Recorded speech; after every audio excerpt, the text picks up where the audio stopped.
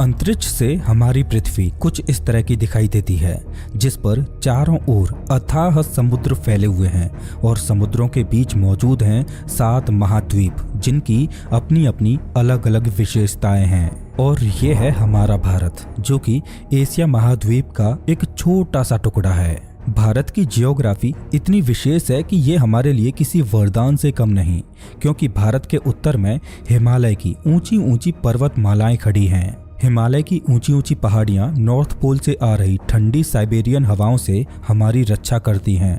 हिमालय की वजह से भारत में मानसून में हैवी बारिश होती हैं और हिमालय से निकलने वाली नदियां भारत की सूखी पड़ी भूमि की प्यास बुझाती हैं। लेकिन अतीत में भारत की जियोग्राफी ऐसी बिल्कुल भी नहीं थी जैसी कि आज है। अतीत में भारत एशिया महाद्वीप का हिस्सा कभी था ही नहीं। आज पृथ्वी पर जिस जगह पर भारत है, वहां पर अतीत में कभी गहरा और विशाल समुद्र हुआ करता था, जिसका नाम था टेथिस ओशियन। करोड़ों साल पहले भारत समुद्र में तैरता हुआ एक आइलैंड था, जो कि चारों ओर से पानी से घिरा हुआ था, जो कि तेजी से एशिया महाद्वीप की ओर बढ़ता ही जा रहा था और भारत का लैंडमास टेथिस सी को खत्म करता जा रहा था। भारत के निर्माण की कहानी सच में अद्भुत है कि कैसे करोड़ों सालों में भारत के लैंडमास ने हजारों किलोमीटर का सफर तय किया। पृथ्वी की वो कौन सी शक्तियां हैं जिन्होंने भारत का निर्माण किया। नमस्कार दोस्तों, मैं हूं श्याम तोमर, स्वागत करता हूं आपका इस वीडियो में। भारत के बनने की कहानी आज से 20 करोड़ साल पहले शुरू होती है। आज धरती पर जितने भी कॉन्टिनेंट्स मौजूद हैं, Asia, Africa, north America, south America, Antarctica, Europe और ऑस्ट्रेलिया, ये सभी कॉन्टिनेंट्स आज से करीब 20 करोड़ साल पहले आपस में जुड़े हुए थे। उस समय धरती पर सिर्फ एक ही सुपर कॉन्टिनेंट मौजूद था, पेंजिया, और आज दिखाई देने वाले 7 महाद्वीप पेंजिया कॉन्टिनेंट में कुछ इस प्रकार से जुड़े हुए थे, जिसमें आप अपने भारत को भी देख सकते हो। इस समय पेंजिया सुपर कॉन्टिनेंट पर अलग अलग प्रजातियों के जीवों का राज चल रहा था।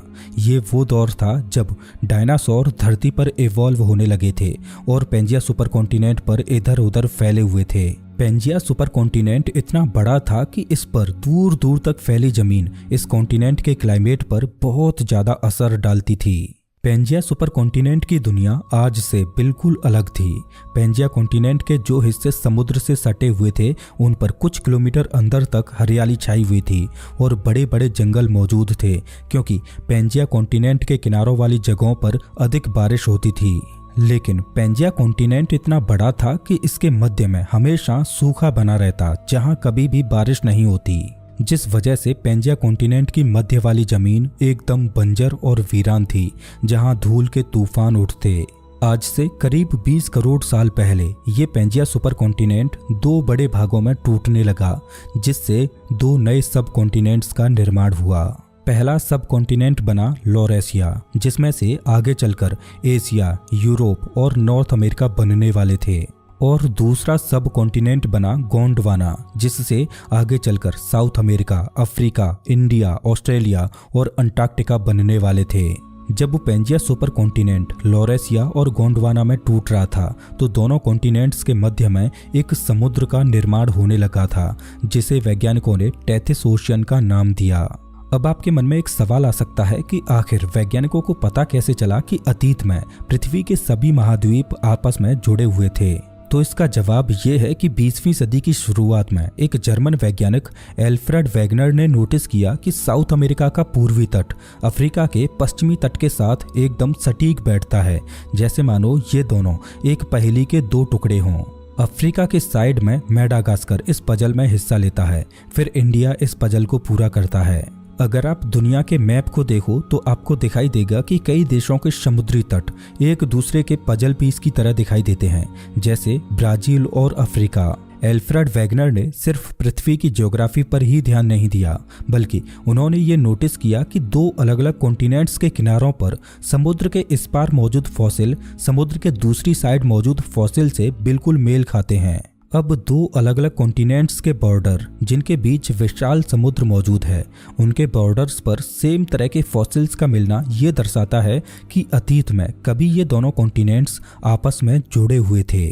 बाद में वैज्ञानिकों ने अलग अलग कॉन्टिनेंट्स पर फॉसिल्स को खोजा, फिर उनका मैच किया कि कौन सा फॉसिल किस कॉन्टिनेंट के साथ समानता दिखाता है। उसके आधार पर वैज्ञानिक अतीत की कड़ियों को जोड़ते गए और एक मैप बनाते गए, जिसमें वो उन कॉन्टिनेंट्स को आपस में जोड़ते गए जिनके फॉसिल्स आपस में समान थे। जब पूरा मैप बनकर तैयार हुआ तो मैप कुछ इस प्रकार बना कि अतीत में पृथ्वी के सभी कॉन्टिनेंट्स आपस में जुड़े हुए थे।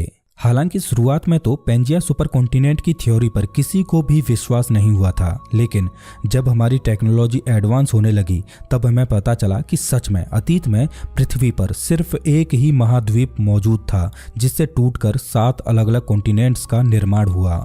लेकिन यहाँ पर एक सवाल सामने आता है कि वो कौन सी शक्ति है जिसने अलग अलग महाद्वीपों का निर्माण किया। तो उस महाशक्ति को जानने के लिए हमें पृथ्वी के उस दौर में जाना होगा जब पृथ्वी का निर्माण हो रहा था। ये तो हम सभी जानते हैं कि हमारे सूर्य और सौरमंडल के सभी ग्रहों का निर्माण एक सोलर नेबुला से हुआ है और हमारी पृथ्वी भी उस सोलर नेबुला में मौजूद गैस और धूल के बादलों से बनी थी। शुरुआती दौर में हमारे सौरमंडल में करीब 100 से भी ज्यादा छोटे छोटे प्लैनेट्स का निर्माण हुआ था, जिनका ऑर्बिट अनस्टेबल था। धीरे धीरे ग्रेविटी से प्रभावित होकर ये छोटे छोटे प्लैनेट्स एक दूसरे से टकराने लगे और उसी दौर में एक मंगल ग्रह जितना बड़ा थिया नामक प्लैनेट हमारी धरती से भी टकराया था। वो टकराव इतना भीषण था कि उससे इतनी हीट पैदा हुई कि हमारी पूरी पृथ्वी पिघले हुए लावे की एक बॉल बन गई। पृथ्वी में मौजूद भारी एलिमेंट्स पृथ्वी की कोर में इकट्ठे होने लगे और हल्के एलिमेंट्स सतह पर आने लगे, जिनसे ठंडे होकर पृथ्वी की क्रस्ट का निर्माण हुआ और पृथ्वी की क्रस्ट के नीचे पृथ्वी में मौजूद सारी हीट ट्रैप होकर रह गई और वो हीट आज भी पृथ्वी की कोर में कैद है। पृथ्वी की कोर का तापमान सूर्य की सतह के बराबर है, जो कि लगभग 6000 डिग्री सेल्सियस है। पृथ्वी की कोर के गर्म होने का दूसरा कारण ये है कि पृथ्वी की कोर में मौजूद हैवी एलिमेंट्स डिके होते रहते हैं, जिससे पृथ्वी की कोर में हीट पैदा होती रहती है और पृथ्वी की गर्म कोर ही वो शक्ति है जिसकी वजह से पेंजिया कॉन्टिनेंट अलग अलग महाद्वीपों में टूट गया। पृथ्वी की कोर की वजह से ही हिमालय का निर्माण हुआ। चलिए जानते हैं कि पृथ्वी की कोर ने पृथ्वी की जियोग्राफी को कैसे बदला। पृथ्वी की कोर में मौजूद हीट बाहर निकलना चाहती है, जो इसके ऊपर मौजूद मेंटल में कन्वेक्शन करंट पैदा कर देती है। कन्वेक्शन करंट एक तरह से फ्लूइड का सर्कुलर मोशन होता है। जैसे गर्म हवा ऊपर उठती है और ऊपर जाकर वो हवा ठंडी हो जाती है और वो ठंडी हवा फिर से नीचे आने लगती है और नीचे आकर वो ठंडी हवा फिर से गर्म हो जाती है और गर्म होकर वो हवा फिर से ऊपर उठने लगती है। ये साइकिल निरंतर चलती रहती है। इसी को कन्वेक्शन करंट कहा जाता है। अगर आप किसी बर्तन में पानी को उबालो तो बर्तन में मौजूद गर्म पानी ऊपर उठने लगता है और ठंडा पानी नीचे जाने लगता है। ये भी कन्वेक्शन करंट का एक उदाहरण है। इसी तरह से पृथ्वी की मेंटल में कन्वेक्शन करंट पैदा होते हैं। कन्वेक्शन करंट की वजह से लावा पृथ्वी की प्लेट्स के क्रैक से बाहर निकलने की कोशिश करता है। जब लावा ऊपर उठकर ठंडा होता है तो वो जमकर प्लेट्स के क्रैक के बीच चिपक जाता है, जिस वजह से दोनों प्लेट्स के बीच मौजूद क्रैक भरता जाता है। लेकिन पृथ्वी की कोर में इतनी ज्यादा हीट है कि कन्वेक्शन करंट की वजह से वो लावा पृथ्वी से बाहर निकलने के लिए हर संभव प्रयास करता है। लेकिन जो लावा पहले निकला था, जिसने ठंडा होकर क्रैक के मुहाने को छोटा कर दिया था, उस जगह पर प्रेशर बढ़ने लगता है। तो वो प्रेशर इतना ज्यादा होता है कि दोनों प्लेट्स को एक दूसरे से दूर धकेल देता है। पृथ्वी के अंदर ये प्रक्रिया लगातार चलती रहती है, जिस वजह से दो प्लेट्स टूटकर एक दूसरे से दूर जाती रहती हैं। पृथ्वी के अंदर हो रही इस गतिविधि की वजह से आज अलग अलग महाद्वीपों का निर्माण हो पाया। पृथ्वी के अंदर ये प्रक्रिया आज भी जारी है और इस प्रक्रिया की वजह से समुद्र की गहराई में नए रॉक्स का बनना आज भी जारी है। पृथ्वी पर दो प्लेट्स के मध्य मौजूद इस क्रैक को कई जगहों पर देखा भी जा सकता है। दोस्तों, पृथ्वी की क्रस्ट और मेंटल का ऊपरी भाग बड़े बड़े हिस्सों में विभाजित है, जिसे टेक्टोनिक प्लेट्स बोला जाता है। पृथ्वी की ये बड़ी बड़ी प्लेट्स ओशियानिक क्रस्ट और कॉन्टिनेंटल क्रस्ट से मिलकर बनी हैं। टेक्टोनिक प्लेट्स के जो किनारे होते हैं उन्हें प्लेट बाउंड्रीज बोला जाता है। टेक्टोनिक प्लेट्स के किनारों पर ही सबसे ज़्यादा जियोलॉजिकल घटनाएं घटती हैं, जैसे कि प्लेट बाउंड्रीज के पास ही सबसे ज़्यादा भूकंप आते हैं। प्लेट की बाउंड्रीज के पास ही ऊंची ऊंची पर्वतमालाएं बनती हैं, ज्वालामुखी फटते हैं और ओशियनिक ट्रेंचेज बनते हैं। टेक्टोनिक प्लेट्स में होने वाली इस मूवमेंट को कॉन्टिनेंटल ड्रिफ्ट बोला जाता है। पृथ्वी पर दर्जनों प्लेट्स मौजूद हैं, जिनमें कुछ एक दूसरे से दूर जा रही हैं तो कुछ एक दूसरे की ओर बढ़ते हुए आपस में टकरा रही हैं। कोई कोई प्लेट इतनी बड़ी होती है कि उसके नीचे मौजूद हीट को बाहर निकलने के लिए कोई रास्ता नहीं मिलता, तो वो हीट उस प्लेट की क्रस्ट पर इतना प्रेशर लगाती है कि क्रस्ट को तोड़कर बाहर निकल आती है, जिसे हम ज्वालामुखी भी बोलते हैं। अब कॉन्टिनेंटल ड्रिफ्ट की इस प्रक्रिया में कुछ प्लेट्स एक दूसरे से दूर जाती हैं तो कुछ एक दूसरे में मर्ज होती हैं। जब दो प्लेट्स आपस में मर्ज होती हैं तो एक प्लेट नीचे खिसकती है और दूसरी प्लेट उसके ऊपर की ओर। जो प्लेट नीचे जाती है उसके रॉक्स पिघलकर लावा में बदल जाते हैं और पृथ्वी के अंदर ये प्रक्रिया लगातार चलती रहती है, जिससे उन दोनों प्लेट्स के ऊपर मौजूद कॉन्टिनेंट्स एक दूसरे के पास आते जाते हैं और उन दोनों कॉन्टिनेंट्स के बीच मौजूद समुद्र की दूरियां कम होती जाती हैं। और एक समय ऐसा आता है कि दोनों कॉन्टिनेंट्स आपस में टकरा जाते हैं और एक सुपर कॉन्टिनेंट बना देते हैं।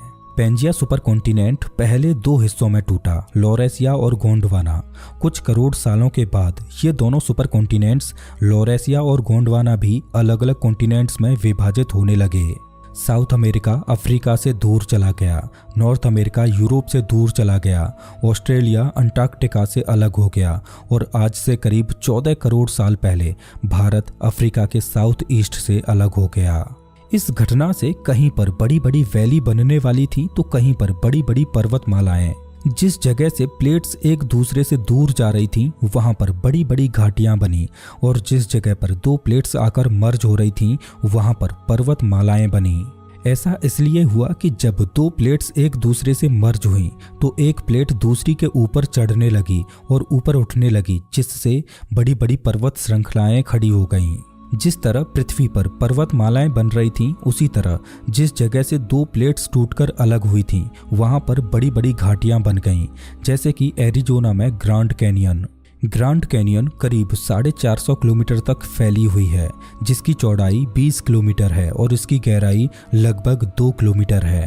आज से करीब 14 करोड़ साल पहले भारत गोंडवाना लैंड का हिस्सा था, जिससे अलग होकर भारत धीरे धीरे एशिया की ओर बढ़ने लगा। करोड़ों सालों तक भारत की भूमि ने एशिया की ओर अपना सफर जारी रखा। आमतौर पर टेक्टोनिक प्लेट्स एक साल में 5 सेंटीमीटर तक खिसकती हैं, लेकिन भारत की एशिया की ओर बढ़ने की गति नॉर्मल से 4 गुना ज़्यादा थी।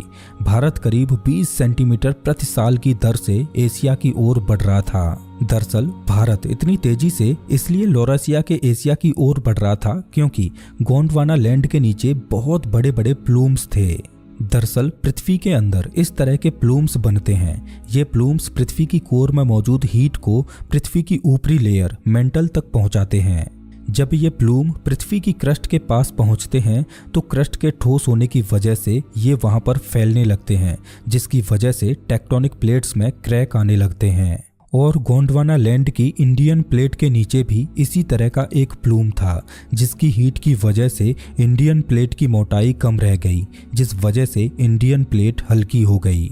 यही कारण था कि इंडियन प्लेट दूसरी प्लेट्स के मुकाबले 4 गुना तेजी से तैरने लगी। और आज से करीब 5 करोड़ साल पहले भारत एशिया से टकरा जाता है। इस टकराव की वजह से हिमालय का निर्माण होने लगता है। इंडियन प्लेट लगातार एशियन प्लेट के नीचे धंसती जा रही है, जिस वजह से हर साल हिमालय की कुछ सेंटीमीटर से ऊंचाई बढ़ जाती है। इंडियन प्लेट की इसी मूवमेंट की वजह से नेपाल और उसके आसपास के एरिया में जोरदार भूकंप आते हैं। दोस्तों, पृथ्वी के अंदर टेक्टोनिक प्लेट्स की मूवमेंट अभी भी जारी है। अभी भी पृथ्वी के सभी महाद्वीप लगातार मूव कर रहे हैं। वैज्ञानिक ऐसा अनुमान लगाते हैं कि अभी से करोड़ों साल बाद पृथ्वी के सभी महाद्वीप एक बार फिर से मर्ज हो जाएंगे और एक बार फिर से पृथ्वी पर एक ही सुपर कॉन्टिनेंट बन जाएगा। वैज्ञानिकों ने भविष्य में बनने वाले उस सुपर कॉन्टिनेंट का नाम पेंजिया प्रॉक्सिमा रखा है। सच में प्रकृति बहुत ही शक्तिशाली है। एक बार कल्पना कीजिए कि इतनी विशाल प्लेट्स को एक जगह से दूसरी जगह तक धकेलने में और पर्वतों का निर्माण करने में पृथ्वी की क्रस्ट के नीचे किस हद तक मेंटल में कॉन्वेक्शन करंट के बवंडर बन रहे होंगे। और कभी कभी पृथ्वी की मेंटल में हुई हलचल को पृथ्वी की क्रस्ट के ऊपर हम इंसानों को भी सहन करना पड़ता है। जब दो प्लेट्स के जंक्शन एक दूसरे से टूटते हैं तो पृथ्वी की सतह इतनी जोर से डोलती है कि इसकी सतह पर विनाशकारी भूकंप आने लगते हैं। समुद्रों में बहुत बड़ी बड़ी सुनामी आने लगती हैं जो भयंकर त्रासदी मचाती हैं। और ऐसी ही एक भयानक घटना साल 2004 में घटी थी, जब 26 दिसंबर साल 2004 को इंडियन ओशियन में मानव इतिहास की सबसे भयानक सुनामी उठी। समुद्र के अंदर 9.3 रिक्टर स्केल का भूकंप आया, जिससे इंडियन ओशियन में 100 फीट ऊंची लहरों का निर्माण हुआ, जिन्होंने आसपास के 14 देशों में कोहराम मचा दिया। वो भूकंप इतिहास का सबसे ज्यादा देर तक रिकॉर्ड किया जाने वाला भूकंप था, जो कि 10 मिनट तक चलता रहा। वो इतनी भयानक त्रासदी थी कि उसमें 2,30,000 लोगों ने अपनी जान गंवाई, लाखों लोग घायल हुए और बेघर हुए। दोस्तों, सच में पृथ्वी के अंदर घट रही घटनाएं बहुत ही शक्तिशाली हैं, लेकिन अगर हम पृथ्वी के निर्माण के शुरुआत से लेकर अभी तक के सफर को देखें तो वास्तव में पृथ्वी पर ऐसी ऐसी चमत्कारी और विनाशकारी घटनाएं घटी थीं जिनकी बदौलत आज पृथ्वी पर जीवन फल फूल रहा है। दोस्तों, पृथ्वी का जन्म कैसे हुआ और वो कौन सी चमत्कारी घटनाएं थीं जिन्होंने हमारे ग्रह को आज का रूप दिया, जानने के लिए आप स्क्रीन पर दिखाई दे रही इस वीडियो पर क्लिक करके देख सकते हो। मैं आपको वहीं मिलता हूँ।